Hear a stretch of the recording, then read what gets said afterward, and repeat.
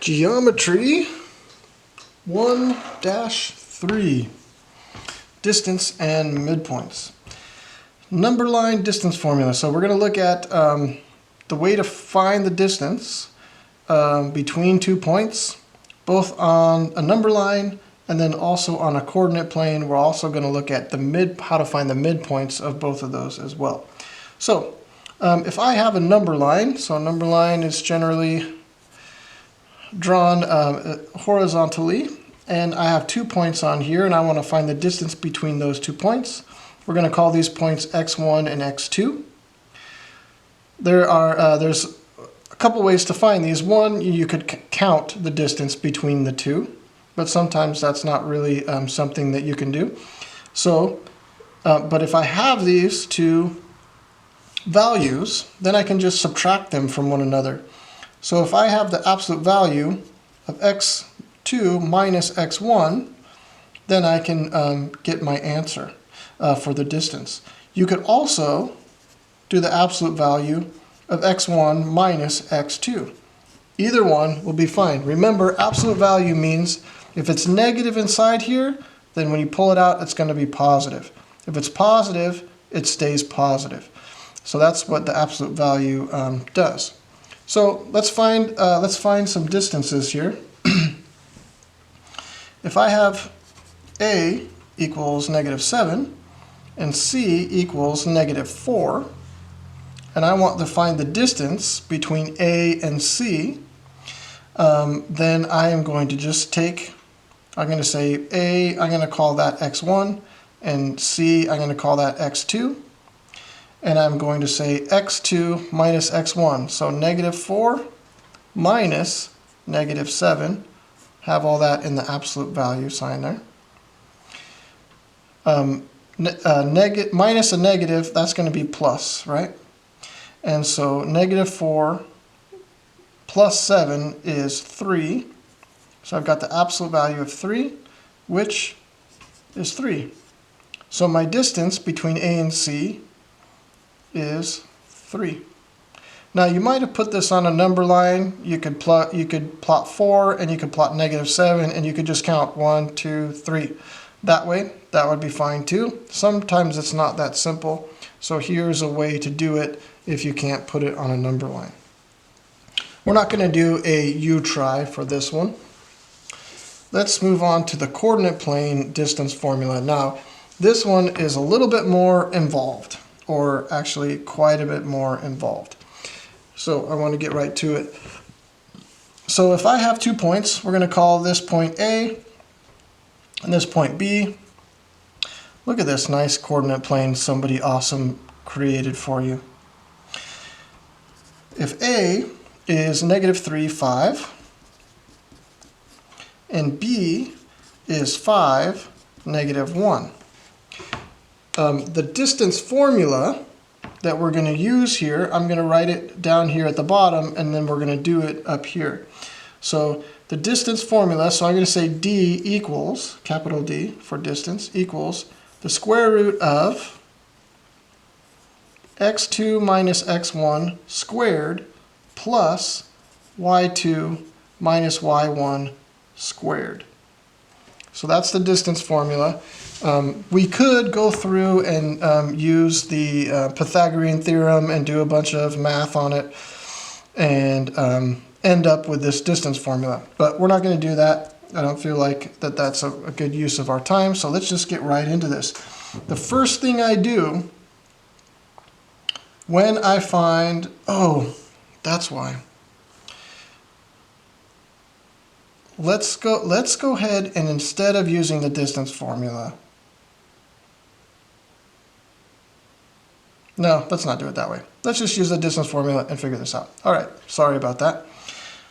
The first thing I do is I label my points. So instead of doing that right here, yeah, let's do it right here.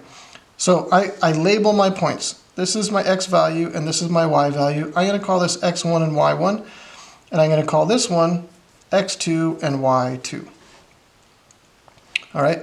Doesn't matter if these are x1 and y1 and these are x2 and y2. As long as they're both ones, and they're both 2's. It doesn't make a difference which one you do. So let's plug these into the formula. Let's go ahead and say, so I've got x2 minus x1, so the distance of AB equals the square root of x2, which is 5, minus, minus negative 3,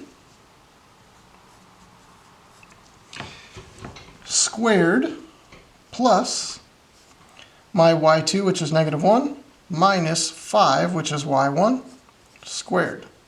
So I got my x2 minus x1 and my y2 minus y1. Okay, that all looks good. Now I'm going to combine these guys in here. So 5 minus a negative 3, that's 5 plus 3, that gives me 8. 8 squared plus negative 1 minus 5 is going to get me a negative 6 squared. Remember, this all goes inside the radical there. Now, 8 squared is 64, plus negative 6 squared is 36, all inside the radical sign. 64 plus 36 is 100. The square root of 100 is 10. So my distance from A to B is 10. Let's do another example here. We're going to do one more example together, and then you're going to do one on your own. So find the distance between C, which is negative 4, negative 6, and D, which is 5, negative 1. First thing I do, remember the first thing I did was I labeled x1, y1, x2, y2. So I label first. Then I use my distance formula. I just fill it all in and go get to it. So my distance, CD, is going to be the square root of x2, which is 5, minus x1, which is negative 4, squared, plus y2, which is negative 1, minus y1, which is negative 6, squared. Now I get in here and I say 5 minus a negative 4 is 5 plus 4, which is 9. So 9 squared, plus negative 1 minus a negative 6. So negative 1 plus 6 is going to get me positive 5. 9 squared plus 5 squared. Remember, all of that goes under the radical, the square root sign. 9 squared is 81. 5 squared is 25. So this is 81 plus 25, and that gives me 106. 106, what a dumb problem. 106, the square root of 106 equals CD. This is not an easy square to do, so we just leave it like this in the radical sign. Bop. No problem. Also, this is 53 times 2, so there's no 53 is prime, right? So there's no way I can simplify this at all. It's just the square root of 106 equals CD. That's our final answer. All right, let's go ahead and do one more of these on your own, and then we're going to look at midpoint. So first, I want you to find the distance. J is 4, 3, and K is negative 3, negative 7. Find the distance between J and K. So use the distance formula, label first, and then get to work. Go ahead and pause and go to work. All right, here we come back. See how you did. I'm going to label J, x1 and y1, and point K is going to be x2, y2. I'm going to say JK equals the square root of x2, which is negative 3, minus x1, which is 4, squared, plus x2, which is negative 3, minus oh, did I say, oops, no, y. I'm on y. Negative 7, y2 is negative 7, y1 is positive 3 squared. All right, negative 3 minus 4 is negative 7. Negative 7 squared plus negative 7 minus 3 is negative 10. Negative 10 squared. The square root of, remember, the square root of both of those things. So negative 7 times negative 7 is 49, plus negative 10 times negative 10 is 100. So I've got the square root of 149. There's nothing you can do to that. That equals JK, or JK over here, and that is your final answer. You could plug it into a calculator and get a decimal point, but this is the most accurate answer that you're going to have. That is the distance formula. Let's look at the midpoint, midpoint stuff. Now, on a number line, here's a number line. We're going to have A and B, and we're going to put the midpoint right here in the middle. We're going to call that M. M for midpoint. That's pretty inventive, right? So I've got these 2 points, and I want to find the midpoint.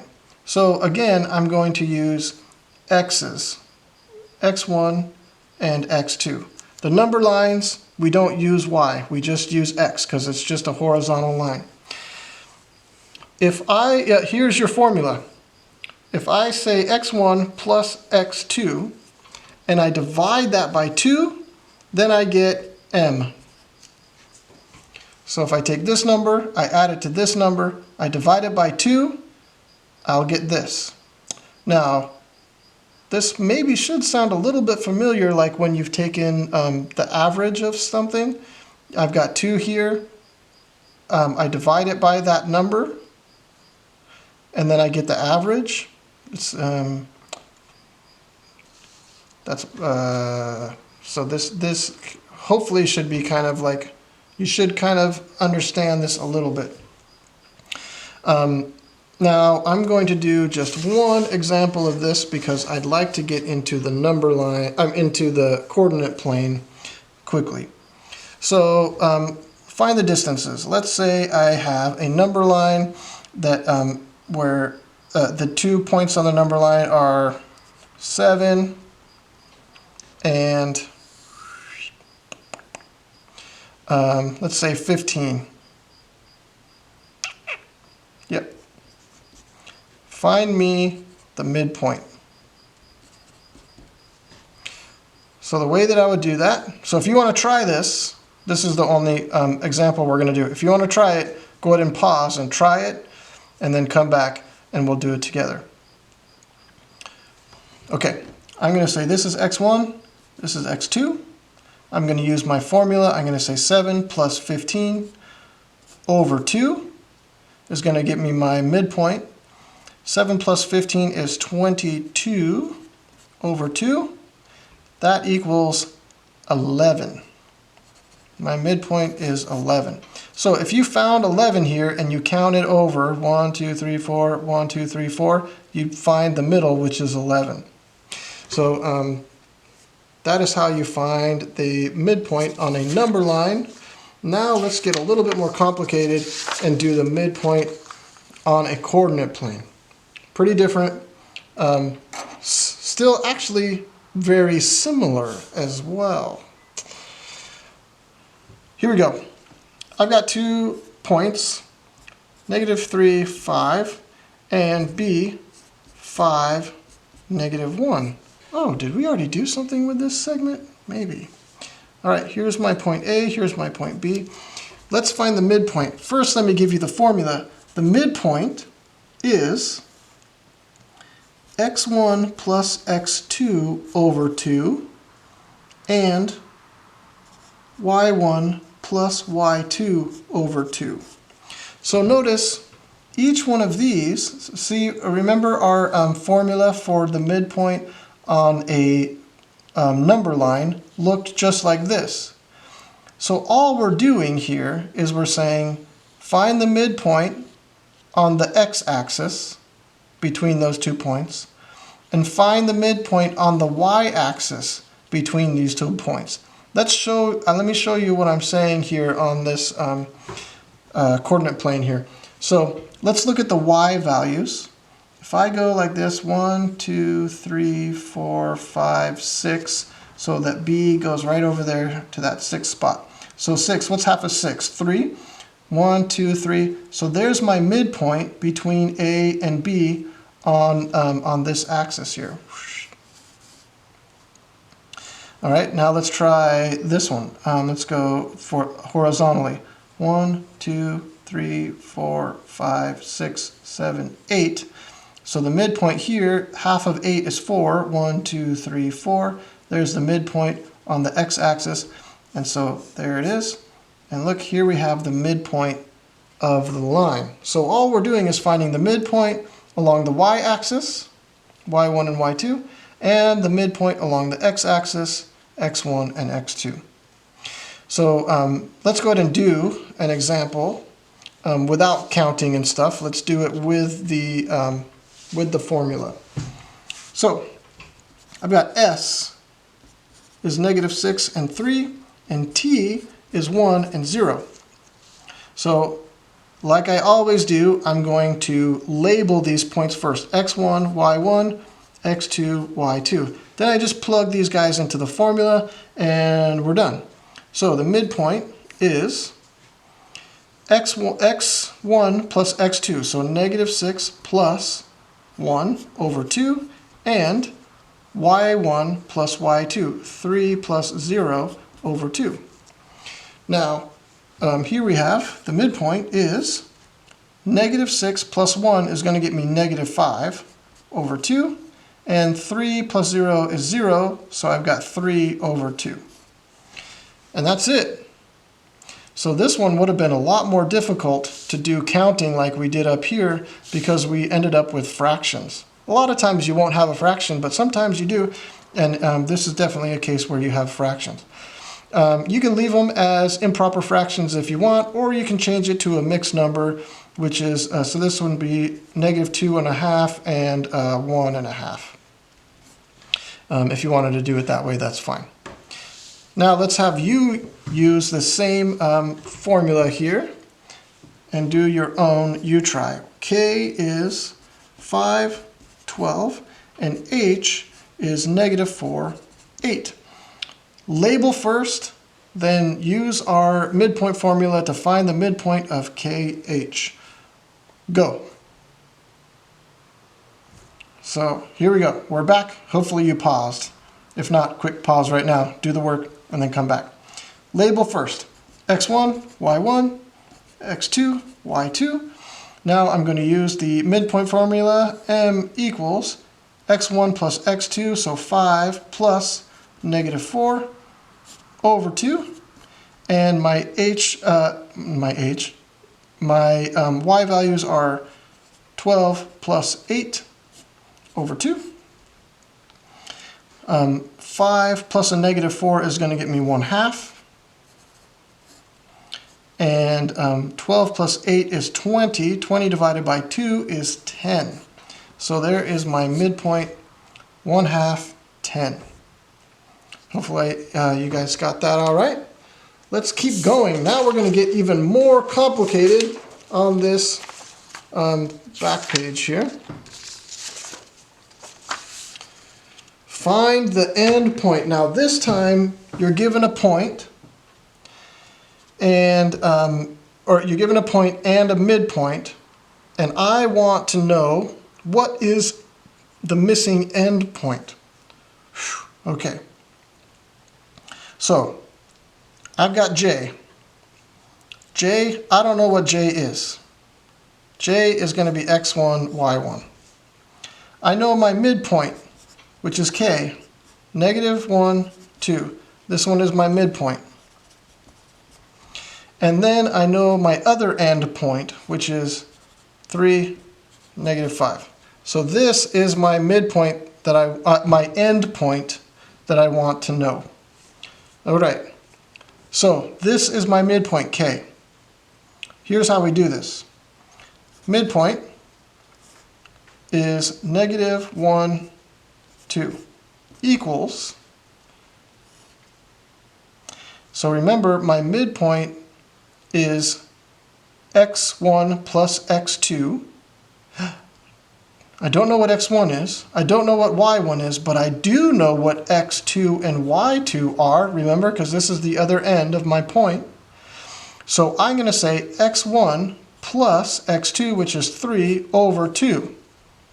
I'm doing my midpoint formula here. y1 plus y2, which is negative 5 over 2. Okay, now Mr. V, you got this big mess here. What am I supposed to do with it? Now what I'm going to do is I'm going to take the x's and I'm going to find out what this x is, and then I'm going to take the y's and I'm going to find out what the y is. So for my midpoint, negative 1 equals x1 plus 3 over 2. So I'm looking at the x's now, and then I'm going to set up the y's as well. Y is 2, so for my midpoint. So that means y1 minus 5, or plus a negative 5, over 2 is, that's how I'm going to solve for my y value. Okay. So now I just have these two equations set up. I have the x's together, I have the y's together, and now I just solve for my variables. So for this one, I'm going to multiply both sides by 2. So I multiply by 2, what I do to one side I do to the other. Negative 2 equals x1 plus 3, because those 2's go away here. I'm going to subtract 3 from both sides to get x1 by itself. x1 equals negative 5. All right, we've got that settled. So now let's do this one. Multiply by 2, multiply by 2. I have 4 equals y1 minus 5. I want the y by itself, so I add 5 to both sides. 9 equals y1. Now you might not know this yet, but when I draw a 9, it looks like this. 9 that I draw, and there's the 9 that maybe you draw. My 9s look like this, your 9s might look like this. Mine are better, but it's okay. You can draw it however you want.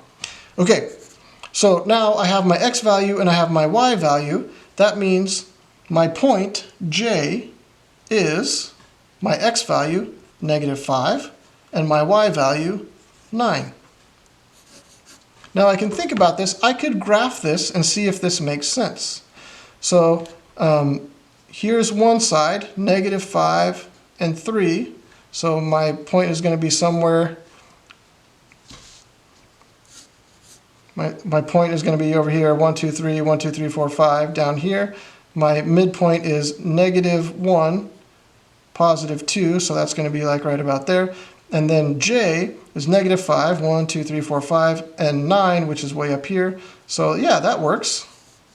So there's my midpoint, which is K and L and J. That looks good. I checked my work. It all looks good. I'm happy with it. And that's my answer. You try. So I want you to find E, which is the end point, x1, y1. P is the midpoint, negative 3. Oops, sorry, not negative 3, negative 1. 3. And G is 5, 6. All right, here's my midpoint. There's one endpoint. This is the other endpoint. Find the values of x and y for my endpoint over here, E. Okay, go ahead and pause and get to work. Here we are back again. Hopefully you labeled your endpoint x2, y2, and you said this is the midpoint, and then you got to work here. So my midpoint is P, negative 1, 3, equals x1 plus 5 over 2, and y1 plus 6 over 2. And then you set up two equations. Negative 1 equals x plus 5, or x1 plus 5 over 2, and 3 equals y1 plus 6 over 2. Then you multiply both sides by 2, and you get negative 2 equals x1 plus 5. And then you subtract 5 from both sides, and you got negative 7 equals x1. And you multiplied both of sides by 2 again, you get 6 equals y1 plus 6. You subtract 6 from both sides to get y by itself, and you get y equals 0. And so here's your y value, here's your x value. E is negative 7, 0. All right. Last, just this last little bit here is, this is a segment bisector.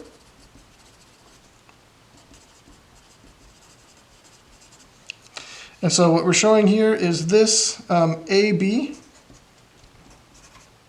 points here A, B, and in the middle here is C. And if it's called a bisector, that means it cuts it in half.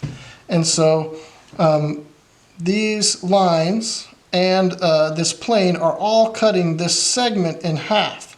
And when this gets cut in half, right here at C, then AC is congruent to or equal to, in distance and everything, CB. So this segment here is congruent to this segment here because it got cut in half right at C. And so that's what a segment bisector is. And that is the end of Geometry 1-3.